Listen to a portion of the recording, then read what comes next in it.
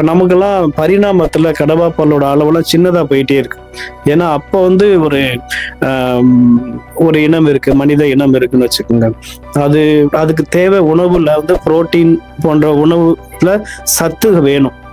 அது தாவரத்தை உண்ற விலங்கா இருந்துச்சுன்னு சொன்னா கொஞ்சோண்டு புரோட்டீன் கிடைக்கிறதுக்கு அது நிறைய தாவரங்களை என்ன செய்யணும், கடிச்சு கடிச்சு கடிச்சு சாப்பிட்டுக்கிட்டே இருக்கணும். சாப்பிட்டுக்கிட்டே இருந்தாதான் அதுக்கு என்ன செய்யும், கொஞ்சோண்டு சத்து புரதம் கிடைக்கும். அப்ப அதை கடிச்சு அரைக்கிறதுக்கு தாவரம் மட்டும் இல்லாம விலங்குகளை சேர்த்து கடிச்சு சாப்பிடுது. சமைக்காம தானே சாப்பிடுது. அதை கடிக்கணும்னா என்ன, அரைக்கிறதுக்கு என்ன தேவை, கடவா பல் வேணும். அதனால பெருசா இருக்கும்.